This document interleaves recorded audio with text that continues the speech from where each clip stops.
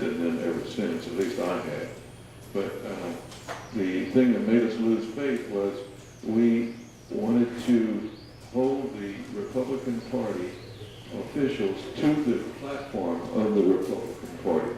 And we insisted that in a county convention formally organized, that they abide by the platform plans. And they refused to do that. And part of our resolution was that we were going to print in the newspaper condemnations of them as officials if they didn't. And they walked out of the convention. And at that point, I lost faith in the Republican Party because I realized that they're all doing this, both Republicans and Democrats alike. But anyway, I just wanted to add that in case anybody in here is still nurturing the idea that the Republican Party is our possible salvation. I'm so glad you raised that issue. Bear with me. Jefferson said, political parties, by their nature, are corrupted because their loyalties go to the party, they don't go to the Constitution. And so we all need government. We want it, we need it. We prefer the government in which we can elect our representatives, and we all have an individual responsibility to choose, to pay attention, and to choose and vote for the person that we think is the right person. That's all well and good. But the problem in America today is, I say, everybody knows, certainly now after this political season, we all know, everybody knows, that the people are the source of all political power. You don't get into office unless we put you there. Hey, everybody knows that. But what so few people know, the other side of the coin, is every elected and appointed official is limited by what he or she can do, limited by the written word. You and I can do whatever we want to do as long as there's no law that says we can't, but government can only do what they're authorized to do. If it's not in writing, beginning with the Constitution, they can't do it. And any statute that's repugnant to the Constitution is null and void, okay? That's a huge difference. And so we have people today, everything is couched in political terms. We might think our numbers are increasing as people become more aware of the true character of our political parties or whatever reason. We may think our numbers are increasing, but let's not forget, public education has all but taken over private education, and the government has decided that it's not in its best interest to teach the children that they have the ultimate power in our society, that that they that the government is limited in what it can do, and that they, the people, are sovereign. It's not in their, the government has decided it's not in their interest to teach that. Instead, they teach the children that the state is sovereign, and if you've got a problem, look to the government. And they're turning out millions of kids every year, and it isn't until you reach about 40, unless Ron Paul comes along and gets them younger, until you begin to wake up and begin to sort these things out. So to rely, your point is, I think, to encourage people to rely on the electoral process is madness. I mean, people in government are human. They suffer the same human frailties we all suffer from: love of money and power and so forth. And to encourage people to rely on that electoral process is wrong, and the math is against you. You can never get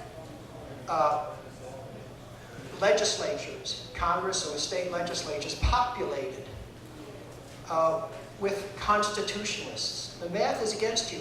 Ron Paul is the personification of what I just said. Look at Ron Paul's campaign. Every time he mentioned the truth, the Constitution, he lost another block of voters.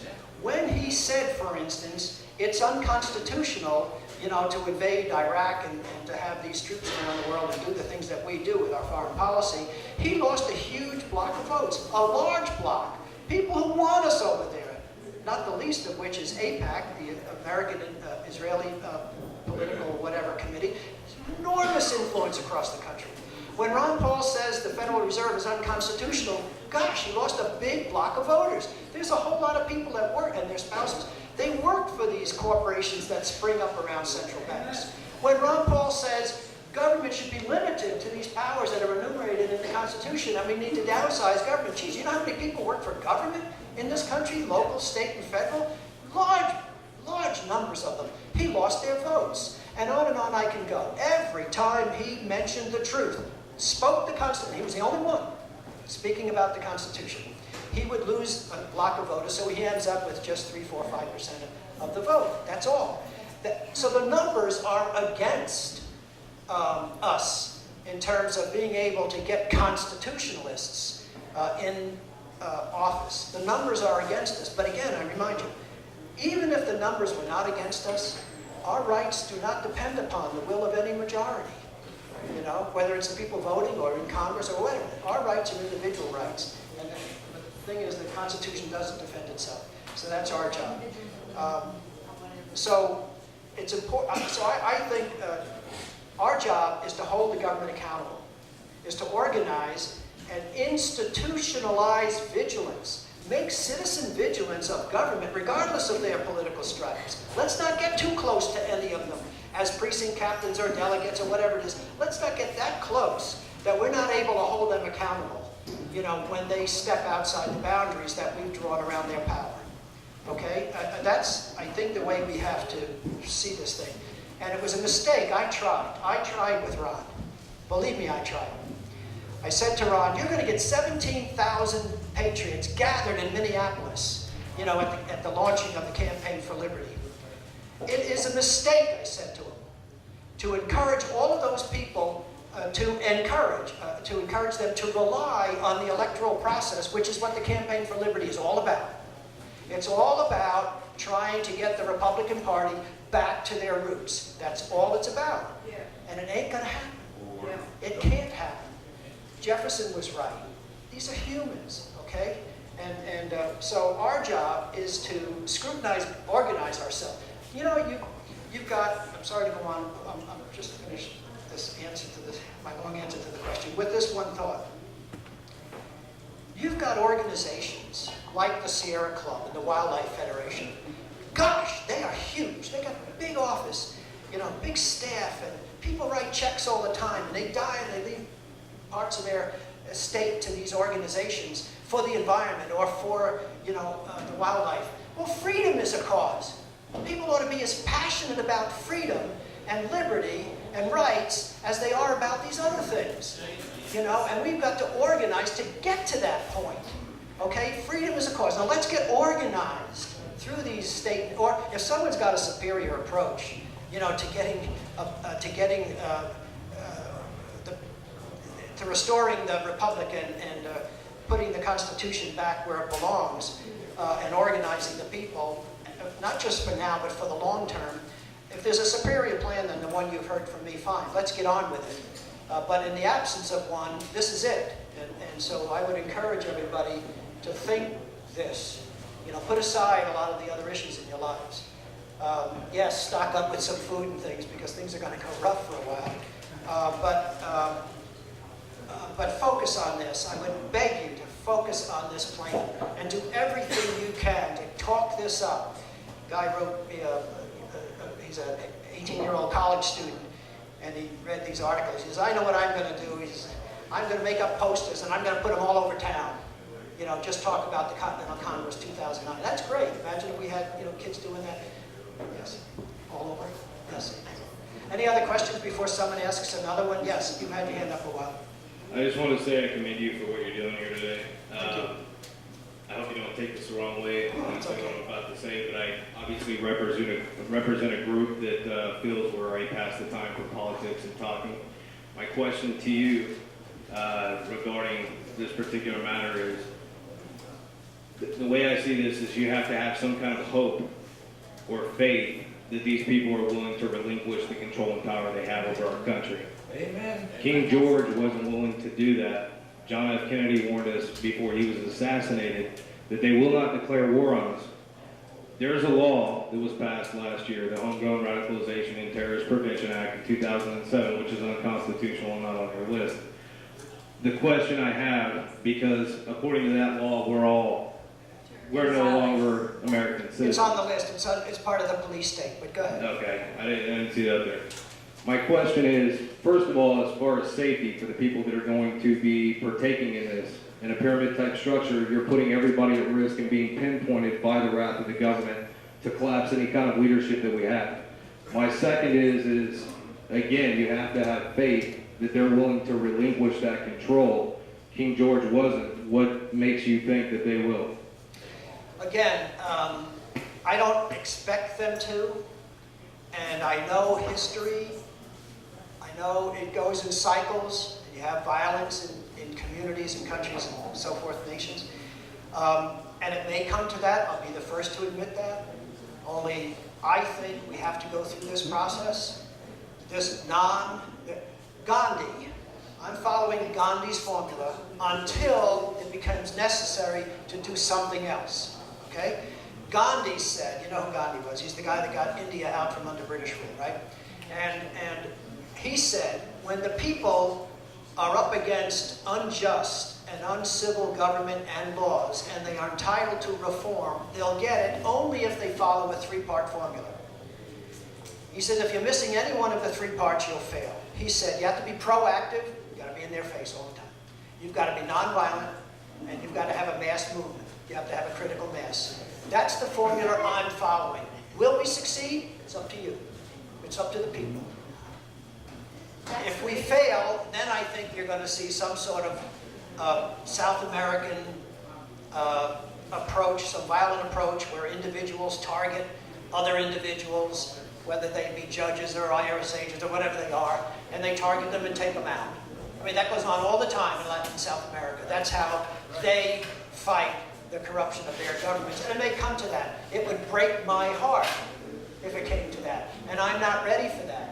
I think we can do this. I think you get 15, 20 million people together, that's people power. People power has always worked. And if 15 million, 20 million people say, we're withdrawing our support from the government, and at the same time state legislatures, we're giving you this opportunity to pass these model statutes to reinvigorate these well-regulated state militias, okay, then that's something like that is something we need to let the world see. Not only these violations and our repeated petitions for remedy to these grievances, and then let them see what we went through the trouble. And we're only talking a few months here, okay? We've gone through this trouble of getting these delegates together, discussing these issues for the world to see, documented for the world to see, okay? These issues will be professionally addressed, debated, discussed, and then there will be a course of action decided upon for the world to see. And then if the government says, sorry, you know, we are now, we've got a country where we have I've been in Haiti, okay? And I've seen how Haiti is. I could never forget the images. First of all, I walked up to the presidential palace, which has a fence like our White House all the way around it, just to take a picture. And all of the guards cocked their weapons and pointed them at me, okay? I said, okay, I'm out of here, all right? Then I observed the Hill people. Up on the Hill were all of the people working for government and corporations. And then down here were all of the people eking out an existence. And I said, my God, that's where we're heading. We've got to prevent that, okay? We've got Hill people and we've got everybody else. And that's wrong. And so I would say we give this a shot. You may be right. And we're going to, if we do this, then we're justified. And whatever, my approach has always been take the appropriate next step. What is the appropriate next step where we're at today? Is it violence? No, I don't think so. I think the appropriate next step is the kind of thing we're talking about. Then the appropriate next step may come. It may turn out to be violence, but I don't think we're there yet. My concern comes from the fact that I was a medic in the Army. I've seen death. I've seen what the military can do, and I know we can't win an open war against our military. I've got a 3-year-old and a 5-year-old daughter. I definitely want to live long enough to see them have kids. I don't want to be labeled a terrorist for fighting for my freedom and die in the process and have my kids see me in that light. But there comes a time, just as there did then, that we have to draw a line and say enough is enough. If you go one by one on the Bill of Rights, we have no rights left. They've already declared war on our Constitution and on our people and on our sovereignty. When do we decide, say we do this and they tell us no and don't answer any of our grievances? We withdraw our support and we introduce this legislation, and if they crack down, you know, and they refuse, see, I've been in government. Run a state agency in one state, and I run a policy office in another state. I was on the ballot for governor in New York in 1994. I was a full-time advisor to the U.S. Administrative Environmental Protection Agency. I understand government. I've also been in industry, worked with General Electric for many years, had my own company, was an investment banker on Wall Street, and I knew that scene. So I've been at this kind of work now since 1979, confronting government wrongdoing when they step out of line, winning a lot of cases, but when you get too close to the heart of the lines of money and power, you lose. I just think this is the appropriate next step, and I say, look, give it all. I mean, one thing the government, I've learned, doesn't like is bad press. And this is going to give them a lot of bad press. And will they crack down? They might. They may, when I walk out of here today, you may never hear from me again. I don't know. But it's something that liberty is my passion, and I hope it's your passion. It's going to take passion to see this thing through. It's not. I'm not saying it's going to be easy, but it wasn't. It's never easy, but it's worth it. I think it's worth it, and I hope there's 15 to 20 million other people who think it's worth it to take this stand. It's time. And it's only going to get more difficult as time goes on. Anybody else that hasn't spoken yet? John, sorry. One of my old sayings is that no one can be truly free who has not first said goodbye to life. You can't cling to life or the joys that life brings if you're going to be free. You have to be prepared to give it up. Now, anyone who's been to my website, constitution.org, should be immediately cognizant of the fact that anyone behind this website has got to be targeted. And I am. I'm still here. And of course, part of the reason might be that there have been 84 million page visits to that website. That makes a difference. They're a little reluctant to take on a guy who is that prominent. Now, I don't just speak to the choir. When I'm out delivering the message, I go to the centers of power. If you were watching C-SPAN coverage of the Federalist Society National Convention, you could have seen me there, asking questions of the panelists. And you can still see videos of those.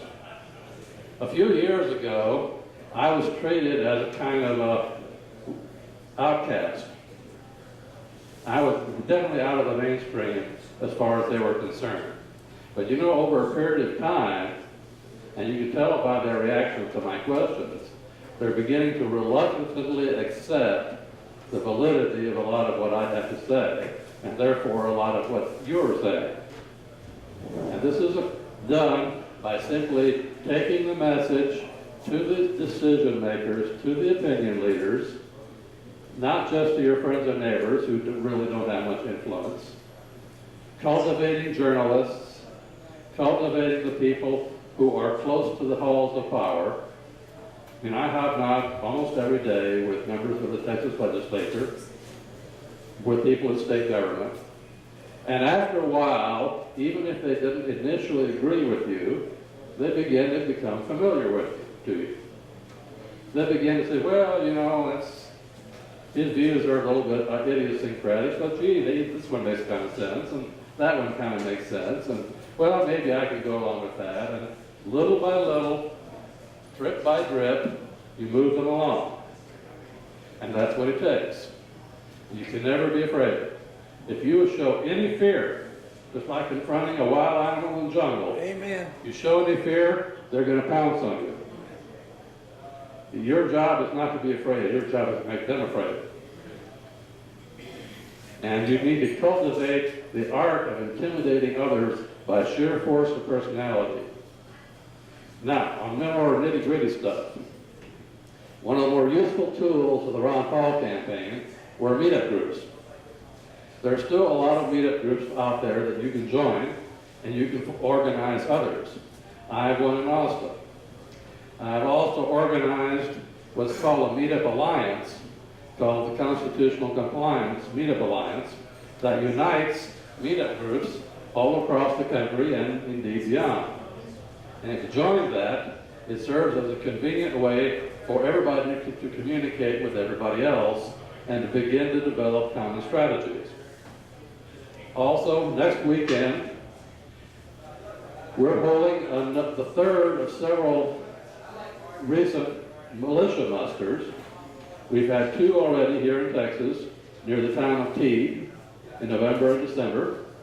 We're holding the next one we're going to hold in Oklahoma. A little further to go, but we wanted to make a big showing up there, so we decided to take the Texas boys up to Oklahoma. We'll put aside our differences on football. And after that, we're probably going to have another one here in Texas. And we're trying to encourage everyone who has formed any kind of political action group to also have a militia component.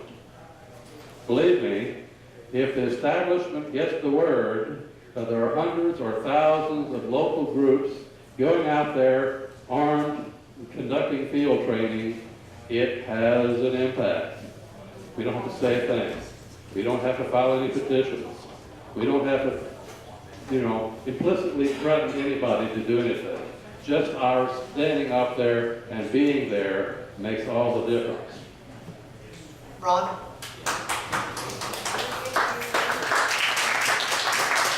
Thank you, John. I agree with you. That was Jon Roland, by the way. Yeah, I invite you also, you're a member of our meetup group. Yes.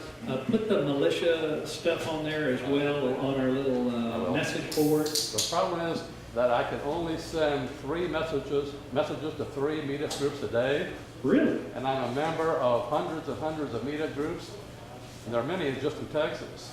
So I need to be able to send a message through the Constitutional Compliance Alliance to the organizers and have them forward the messages to their groups. So I got to join your group. You got to join. All right, Yeah. I'll do that. Now I would like to invite everyone to hang around.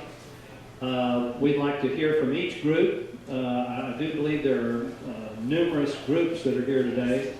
We'd like to hear from each one of them through a spokesman or whatever. We maybe do 5 minutes per group. And what I'd like to do, and if this is okay with Hank, he's pretty much the chief of our little deal here. He's saying he isn't. So anyway, I would like to suggest that we actually pick the 3 delegates to the convention today, because we do have over 50 people here today. We'd have to go through something similar to this before, it's going to be in a couple of months, right? So we actually need to do this pretty soon. And I believe there's plenty of competent people in here that can do that. And I think everybody would feel good today if they leave here today. How many times have we driven out here? You've driven many miles, and we leave with, it was a cheer. It's good to have the cheerleader squad. That's good. But there's more to this than the cheerleader squad. We actually got to have something. At the end of the day, we know we're going to, I think it's great just to have a big, large meeting somewhere. And having it in D.C. is a good place to have one. So let's hang around today afterwards, and let's hear from each group, and let's get 3 volunteers. Let's literally get some people that will want to volunteer to go as our delegates, and we'll select from the volunteers. I know everybody doesn't want to go. Okay, thank you, Ron. One closing comment. How many of you have not yet obtained or seen a copy of this little pamphlet. It's called Democracy or Republic, which is in by Benedict LaRosa. How many of you have not seen one of these yet? Okay, I'm going to pass them out, and we have the author here with us today. I'm going to introduce you by reading from the pamphlet.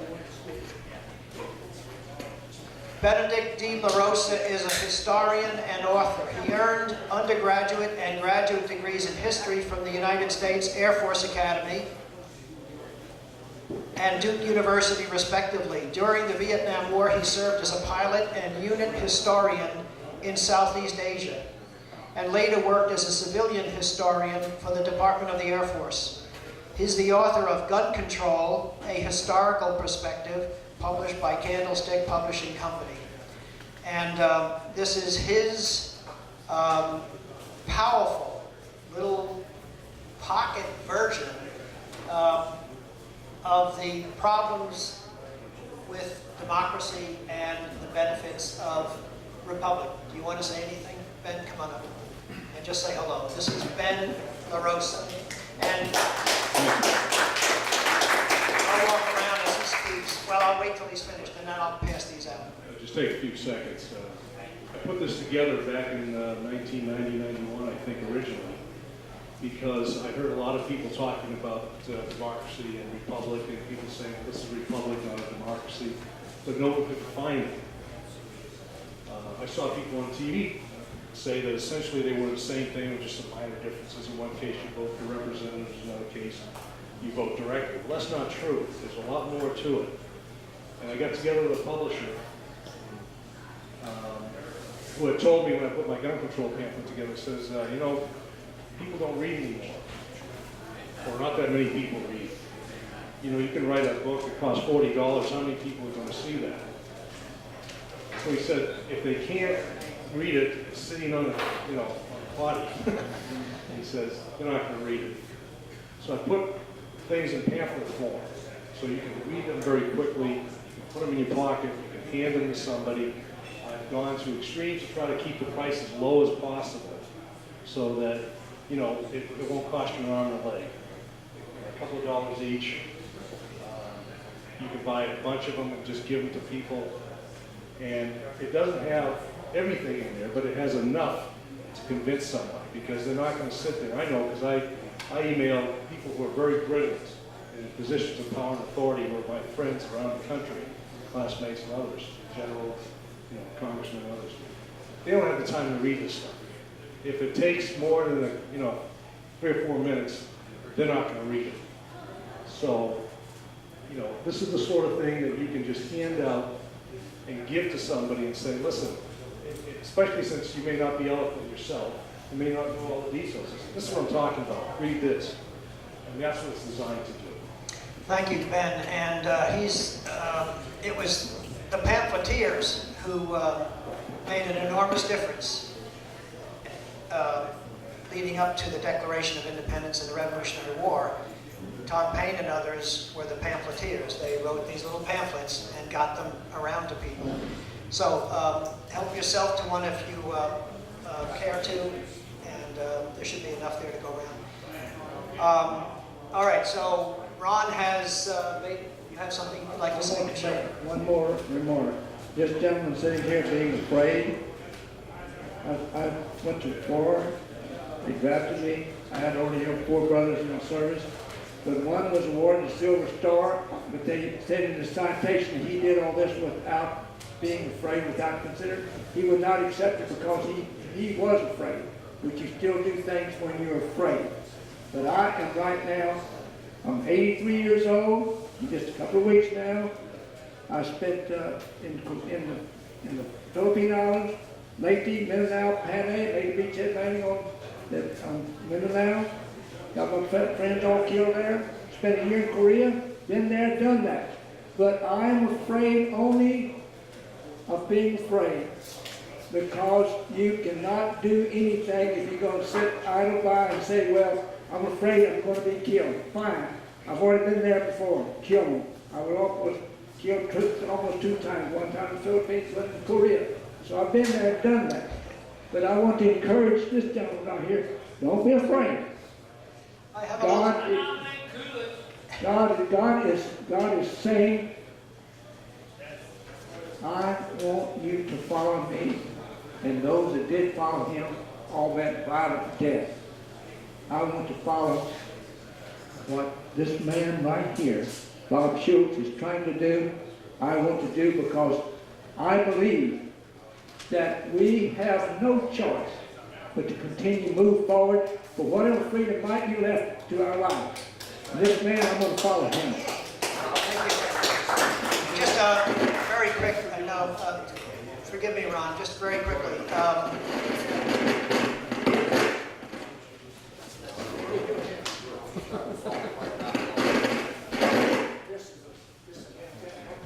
You'll notice in the back, somewhere in the back of this brochure, there's I think a picture and a brief endorsement by General Ray Davis. General Ray Davis, I think it's near the back, Ben, maybe the, I think that, yeah, there's a brief letter in there from General Ray Davis. He's now passed away about a year or two ago. But General Ray Davis, when he was alive, he was the most highly decorated veteran alive. Got the Congressional Medal of Honor for rescuing some 25,000 GIs at the Chosun Reservoir, bringing them out alive when they were surrounded in Korea. He fought in all these wars, and I was here in Houston, actually, some years ago. I was shared the podium with him at a speech before 500, a whole room full of veterans, right? And we were talking about fear. That was the subject we found ourselves talking about after the presentation. And I thought that was ironic or strange. Here I am talking, you know, about fear in front of 500 veterans that have been through it all. But in any event, unbeknownst, a big surprise to me, when I sat down, one of the things we had just done was run a full-page USA Today to educate people about the unconstitutionality of the direct unapportioned tax on labor, okay? That was, and we were also on C-SPAN. We had a 3.5-hour event covered at the live at the National Press Club, covered by C-SPAN. So we had crashed on the scene, raising these questions about the constitutionality of the direct unapportioned tax on labor. Anyway, so we were talking about the need to defend our rights and so forth. And so I sat down, and Ray Davis stood up. He took the podium, and he said, "This is the kind of heart and fearless nature. This is on camera. Cameras were running. This is a big event." And General Ray Davis stood up, and unbeknownst to me, he had a copy of our full-page USA Today ad with him. And he said, "Look, everybody, when you send in your, on April 15th, send them one of these." And he holds up our full-page ad, and that's on camera. So he was fearless. You start questioning the constitutionality, especially the tax, you can expect to hear from them. And it doesn't go easy on those who stand up for their rights in that regard. And that's why I say, from experience, you can't, individuals and small groups can't prevail, but by the numbers we can. Ben, you're an historian. You came here for another purpose. He's delivered another few hundred copies of these brochures to us. You've heard some things here today that you may not have heard before. Is that fair to say? You're an historian. You're just doing your thing in life, and you wrote these little pamphlets. What's your reaction? I'm very interested in your reaction to some of the things you've heard here today.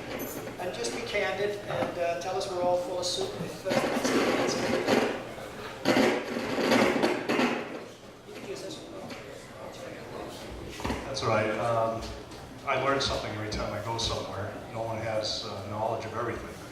But you got to understand, this is a process and not a sprint. You have to go through certain steps, and that's what I like about what Bob is doing. I understand your concerns and the concerns of other people. I've seen this. I've been in this movement since the mid-'70s. Many of the people that I was associated with, I was the youngest, and most of them passed away. But I have seen some progress. And you'd be surprised what's going on behind the scenes of which you don't know. So don't despair. Let's take it step by step. Let's go through the process, see where it leads. And I think you'll be astonished at the results you get. They have no power. The power is in the people as Gandhi understood it. In fact, I'm going to give to Bob an article I wrote about the Gandhi approach where I went into specific detail, much like I did in the past, on the Gandhi approach and his thinking and how he came to realize that majorities never accomplish anything. It's always it's a large enough and determined minority doing the right thing consistently and going through a process.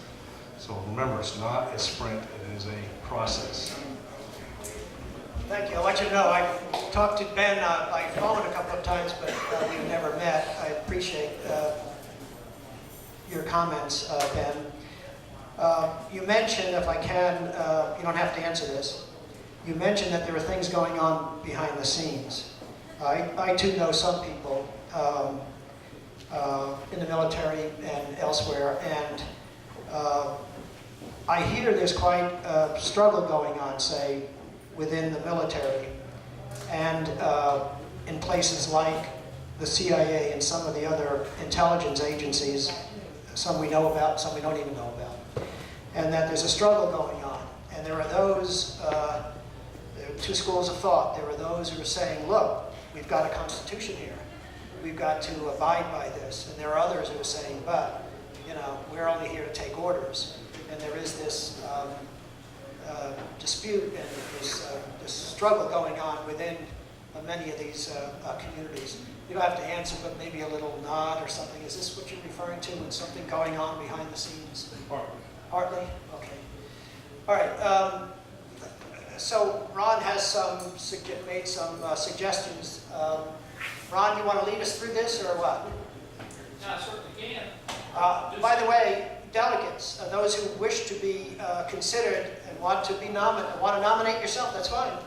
Or if you want to nominate somebody else, all I need is on that yellow pad going around is the printed so I can read it. Contact information and just a little bit about that person so that we might contact them for more information. But I've already heard from some people here today that I think would make some fine delegates. And I think this is an excellent idea. I had not intended to do this, by the way. But come out, and Ron, thank you for this suggestion. Coming out of each one of these meetings around the country with nominations right from the floor. Excellent, good, thank you. Yes? Can I make a comment? I know you all want to get going to this voting. I know you all want to get going on this, but Bart and I are not from around here. And you enlightened me to something when you first started that I think needs to be addressed, and I don't know where to go with it. When you said on January 20, things are going to change because of all the repercussions that are going to happen if this man is sworn into office. Is there anything we can do between now and then to be effective in any way? All right, so there's no I can answer that, but before I do, so there's no misunderstanding. I didn't say things are going to change. What I did say, change may come, but what I did say was that if he is a usurper and all the evidence suggests he is usurping power here, that he's not eligible, constitutionally speaking, he doesn't satisfy the eligibility criteria, then you have someone who is not a bona fide. He's not, you know, he's a usurper, he's a poser, he's an imposter, he's a fake. And as such, what appointments does he make that are not void? What laws can Congress possibly pass? Maybe that's a good thing. And so forth. So there are these consequences that can befall, adverse consequences that can befall the country, clearly. Now you say, what can we do? The way the Electoral College works is this. When you vote in November, you don't vote for Mr. Obama, you vote for his electors.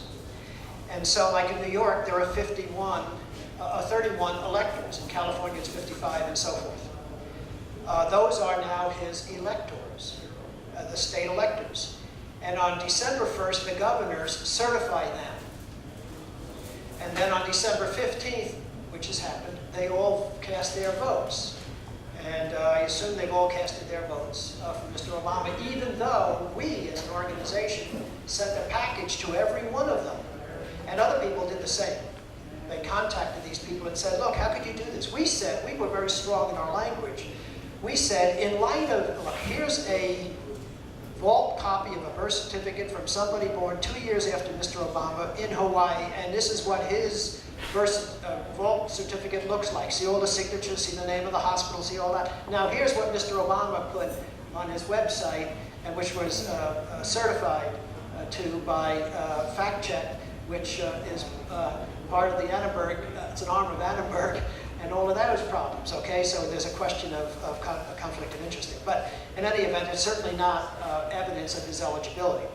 And we said, if you, and all of these requests, he's denied every request to prove his eligibility.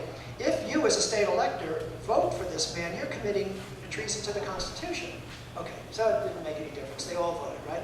The next step is on January 6th, there's a joint session of the House and the Senate. And to count the votes.